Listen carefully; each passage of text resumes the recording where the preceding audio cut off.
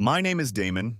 I'm 34, and the house my wife Brittany currently lives in, the one she throws her porch parties at, is in my name. Bought with money I saved working double shifts at a warehouse for 6 years before I met her. Remember that?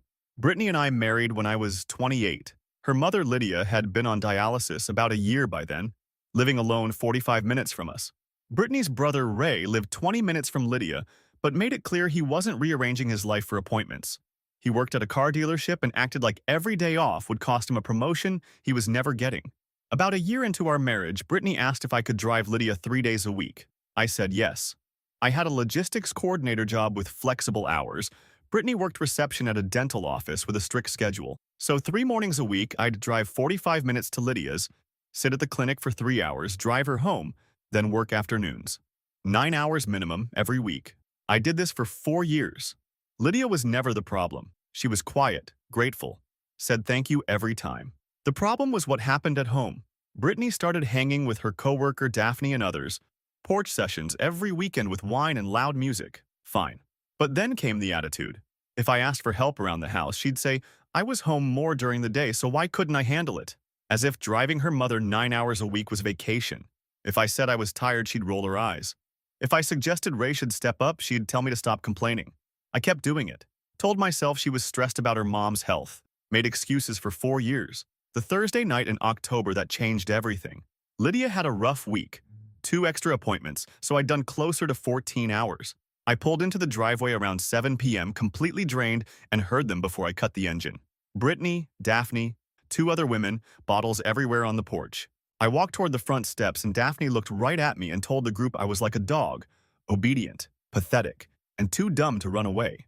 I was standing right there, 10 feet from them. Brittany laughed so hard wine sloshed out of her glass onto the deck, then added her own bit. Don't insult dogs.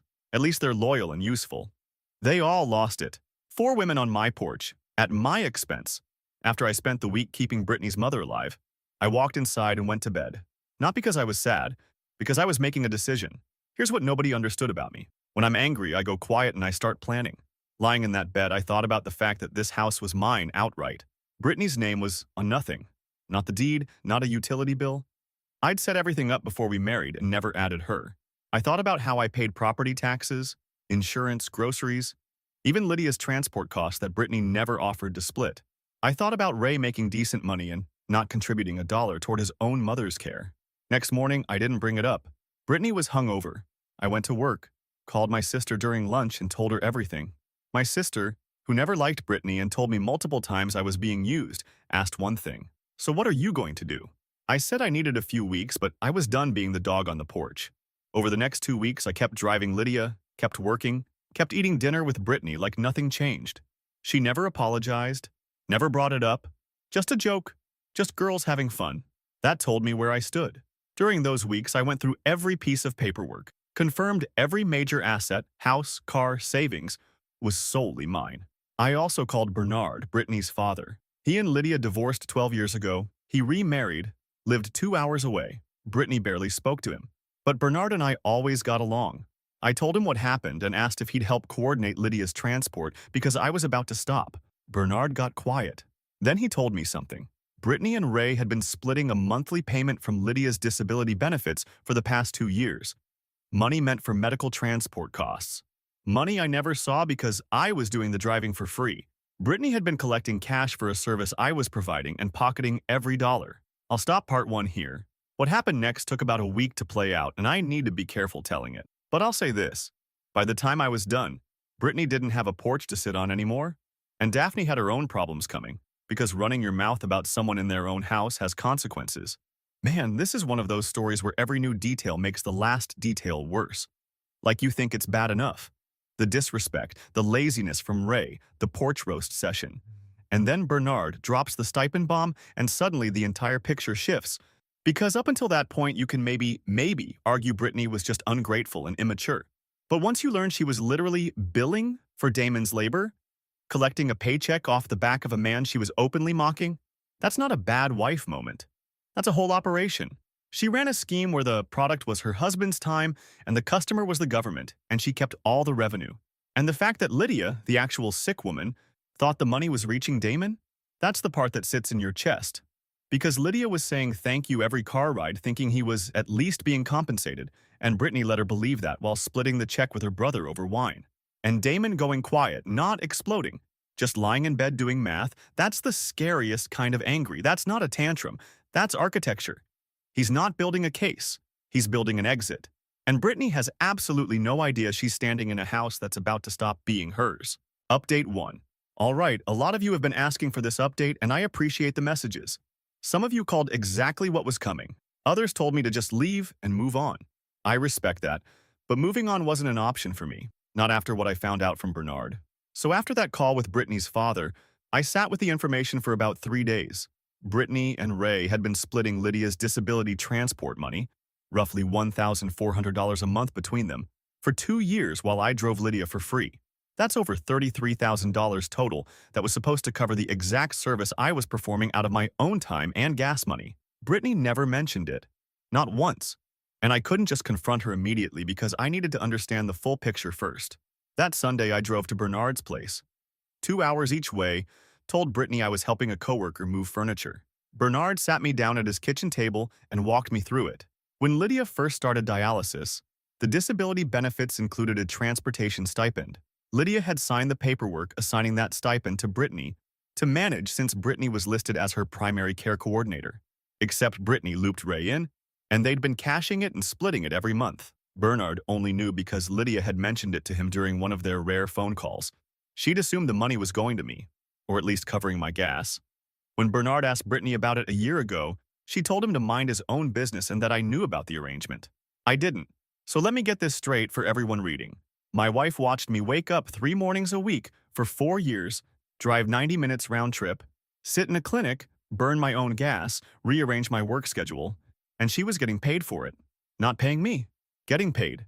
And she used that money for what exactly? The porch furniture? The wine? The little weekend gatherings where she and Daphne sat around calling me a dog. I want to explain something about Brittany that some of you asked about in the comments. Why she treated me this way. It wasn't random. Brittany grew up watching Lydia run her household. Lydia managed Bernard for 20 years before he finally left. And by managed, I mean she controlled every decision, every dollar, every interaction with extended family. Bernard told me that straight up. He said his daughter learned from the best.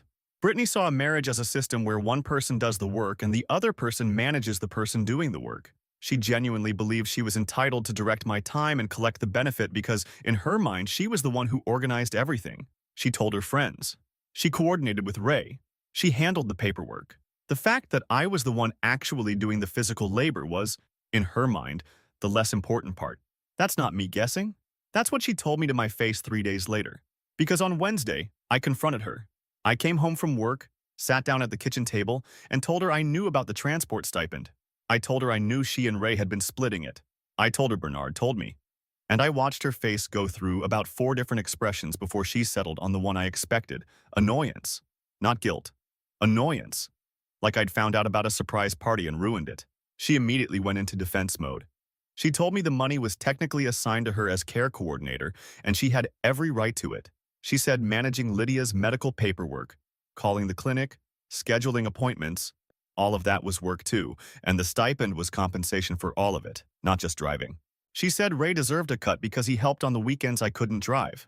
I reminded her that Ray had driven Lydia maybe 6 times in 4 years. She told me I was being dramatic and making it about money when it was really about family helping family. I asked her point blank, if it's family helping family, why did she never tell me about the money?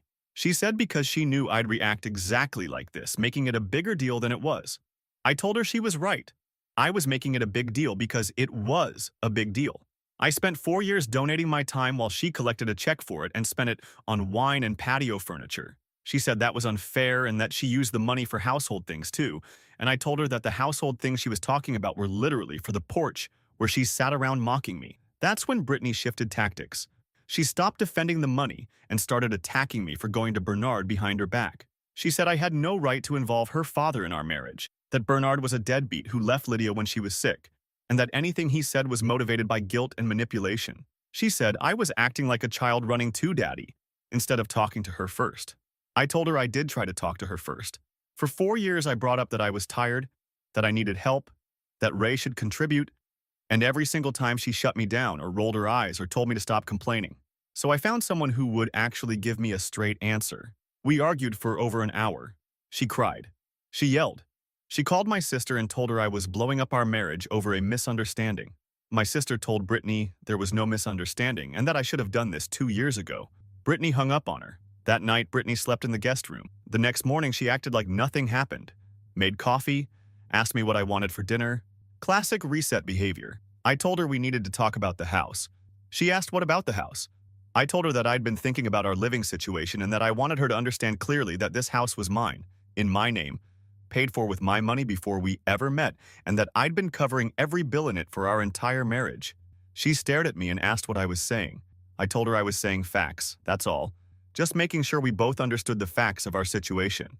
I could see her trying to figure out my angle. She asked if I was threatening her. I told her I wasn't threatening anyone. I was just tired of being the person who gives everything and gets compared to a dog for it. She brought up the porch night for the first time, said Daphne was the one who made that comment, not her. I reminded her of her exact words. Don't insult dogs. At least they're loyal and useful. She said she was drunk and it was a joke and she didn't mean it. I asked her if the $33,000 was also a joke. She didn't answer that.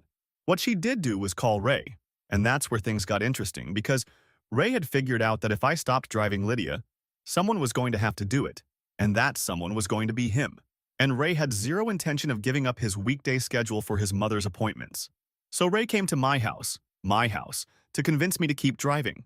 Except Ray, being Ray, didn't come with gratitude or an apology. He came with an argument. He told me that Lydia's health was more important than my ego, that walking away from a sick woman over money made me selfish, and that if I really loved Brittany, I'd stop making everything about me. The audacity of these two is genuinely clinical. Like, somebody needs to study this family. Because Brittany's entire defense strategy is basically a speed run through every manipulation tactic ever documented. She went from, I'm technically entitled to it, to, you're being dramatic, to, you went behind my back, to full morning after amnesia, making coffee like the whole thing was a bad dream she could just sleep off. And every single pivot was designed to make Damon the problem. Not the lying, not the money, not the 4 years of exploitation. Damon asking questions. That's the issue, apparently. And Ray rolling up to lecture a man about selfishness while sitting on $16,000 of his mother's stolen benefits. Ray has the moral compass of a parking meter. He only works when someone puts money in. He didn't come to that house to defend his mother's health. He came because he did the math and realized that if Damon stops driving, Ray's comfortable little do-nothing arrangement collapses. And the nerve to frame it as, if you really loved Brittany, bro, Brittany was running payroll on her husband and you were cashing the checks. Love wasn't in the budget. The thing that kills me, though, is Brittany calling Damon's sister to say he was blowing up their marriage over a misunderstanding. $33,000. 9 hours a week for 4 years. A public humiliation on his own property. A misunderstanding. That word is doing more heavy lifting than Damon ever did on those dialysis runs. Update 2. Y'all. The comments on the last update had me actually laughing for the first time in weeks. Shout out to whoever said Ray has the audacity of a man who parks in a handicap spot and then complains about the fine. That is Ray, in one sentence. Okay, so let me pick up where I left off because this part gets heavy. So Ray is sitting in my living room on Friday night, telling me I'm selfish for not wanting to keep driving his mother to dialysis. Brittany is on the couch nodding along like Ray is delivering some kind of keynote speech, and I'm sitting in the chair across from them, completely calm, because I've had 2 weeks to think about this exact scenario, and they've had 2 days.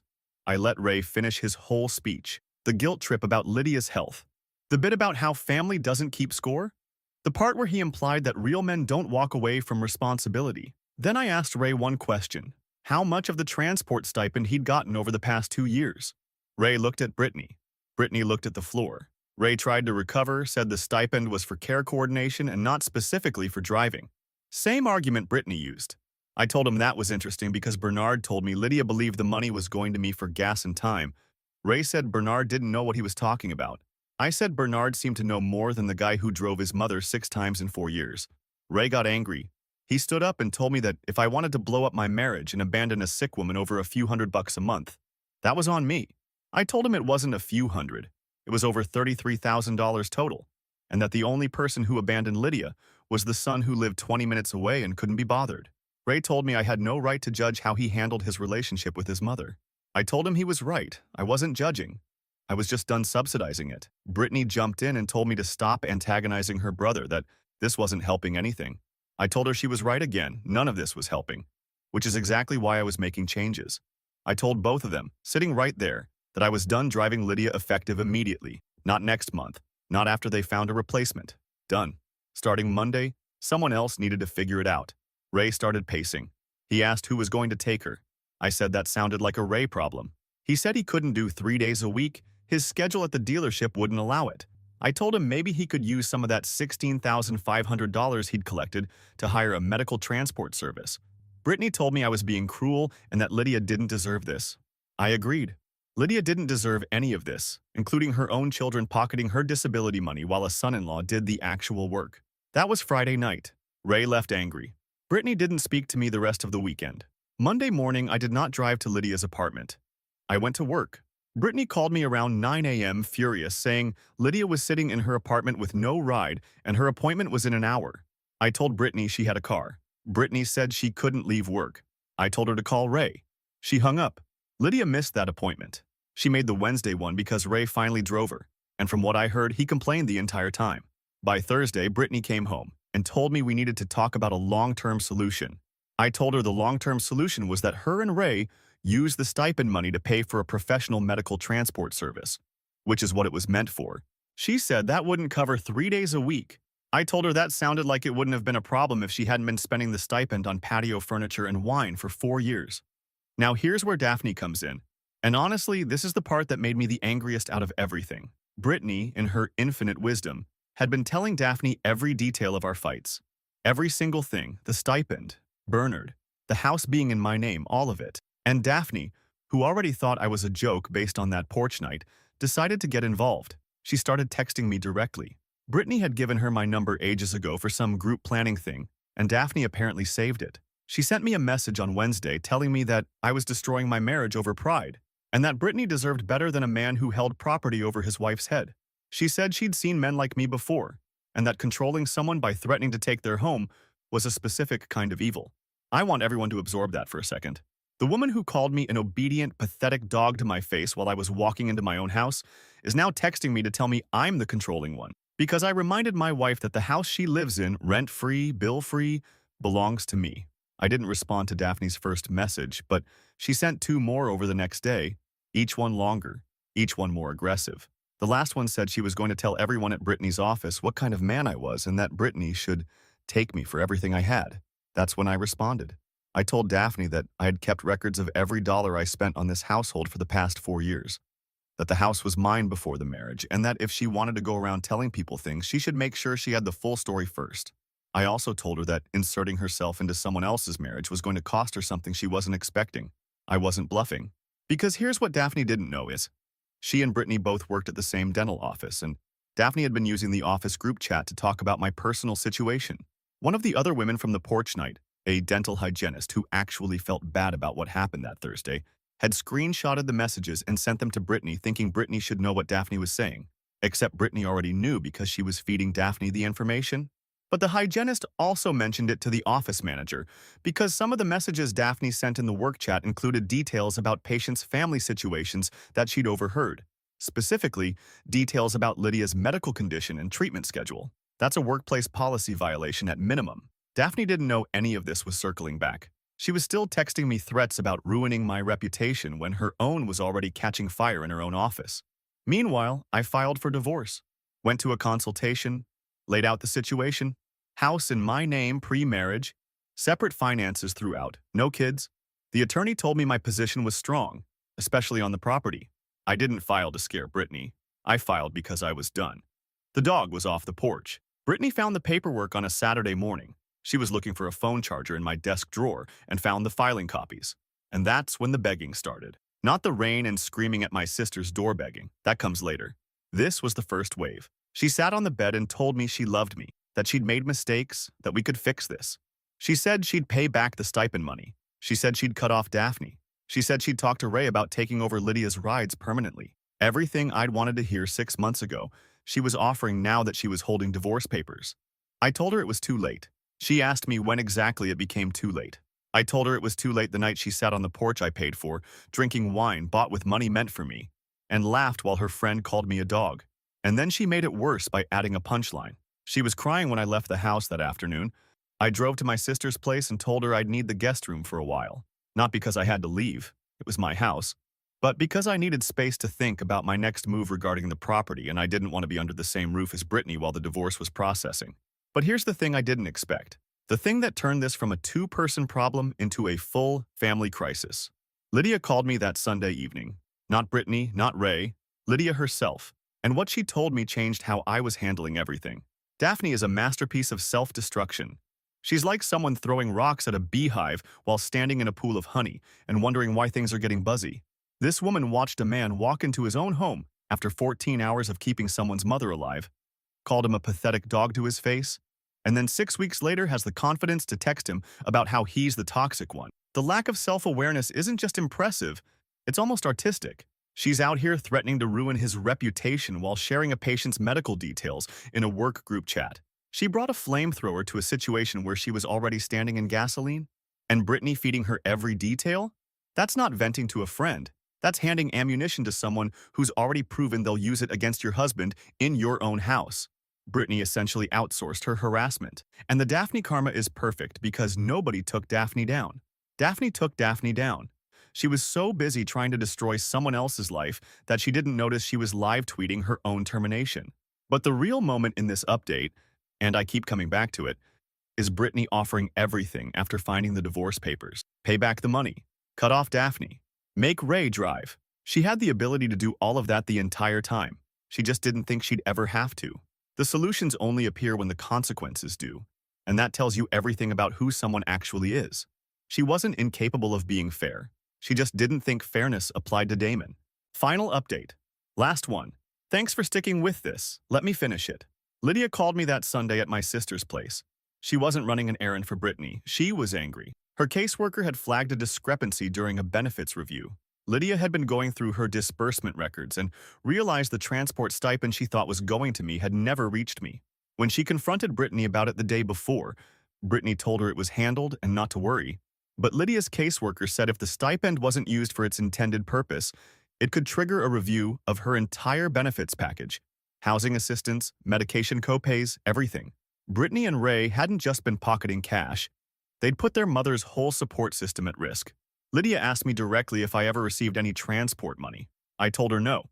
She went quiet, then said she was calling Ray. That call happened Monday morning, and according to Bernard, it was brutal. Ray tried his usual line. The money was for care coordination. Lydia told him she never authorized him to receive anything.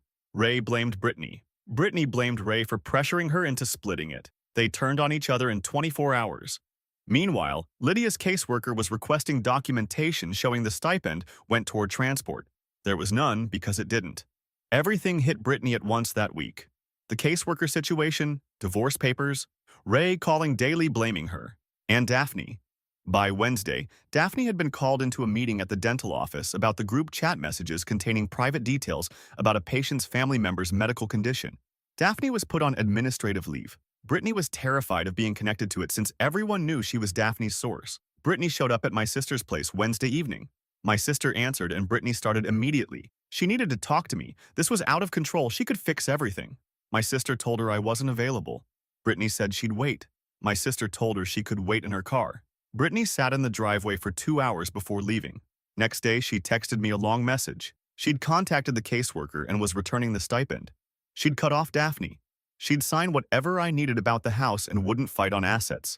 All she wanted was to sit down face to face and talk about whether anything was left. I agreed to meet.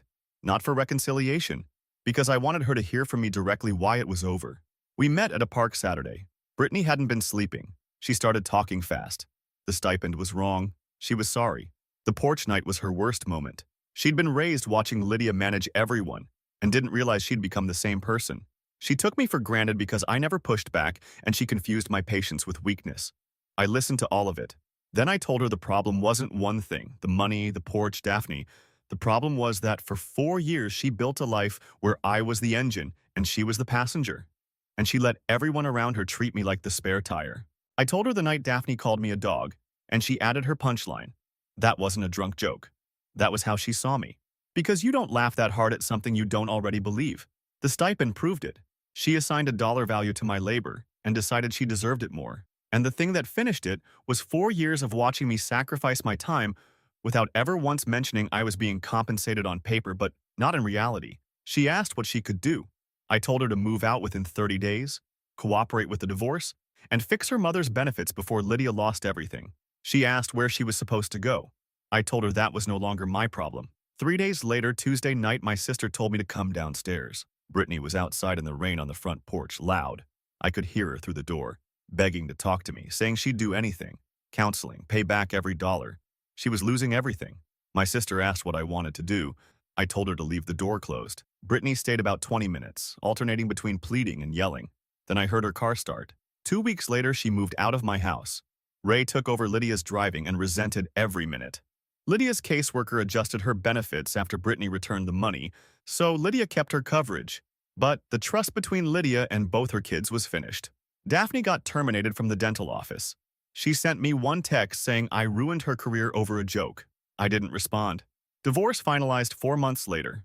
I kept the house, car, savings, everything mine. Brittany got what was hers, which wasn't much. She moved into an apartment across town. I don't feel guilty. I spent 4 years being the most reliable person in that family, and my reward was being called a dog by people drinking wine I indirectly paid for. Every consequence Brittany, Ray, and Daphne faced came from their own choices. I didn't manufacture anything. I just stopped absorbing it. The dog left the porch, and he took the whole house with him. Brittany and Ray turning on each other within 24 hours is the most predictable thing in this entire story. Because that's what happens when a partnership is built on exploitation instead of loyalty. The second, there's real pressure. Everyone starts pointing fingers because nobody actually had each other's backs to begin with. They were a team when the game was easy. The moment accountability showed up, they both scrambled for the exit and tried to shove the other one through the door first. And Daphne's final text, "You ruined my career over a joke. I need that framed. I need that in a museum." Because the complete inability to connect her own actions to her own consequences is staggering. She shared a patient's private medical information in a workplace group chat, got fired for it, and somehow in her brain the math comes out to Damon did this. That's not even delusion at that point. That's a whole alternate reality she's living in. But here's what I actually want to talk about. Damon said something at that park bench that's going to stick with me for a long time. You don't laugh that hard at something you don't already believe. That's it. That's the whole thesis, because drunk words and drunk laughs aren't random. Alcohol doesn't install new software, it just removes the filter on what's already running. Brittany didn't become a different person on that porch. She just stopped performing for a few seconds. And Damon caught it, and he couldn't unsee it. 4 years of sacrifice, and the one honest moment she gave him was a punchline about how useless he was. And you know what I respect most about this man? He didn't burn anything down, he didn't scream, didn't cheat, didn't post their business online while it was happening. He just quietly, methodically stopped being the person everyone was feeding off of. He pulled the plug and let gravity do the rest. Every single consequence that landed, the divorce, Daphne's job, Ray's suddenly packed schedule, Lydia's benefits scare, all of it was stuff that was always going to happen the moment Damon stopped holding everything together with his bare hands. He wasn't the one creating problems, he was the one preventing them. And they mistook that for weakness because the house didn't fall down while he was holding it up. So they assumed it couldn't.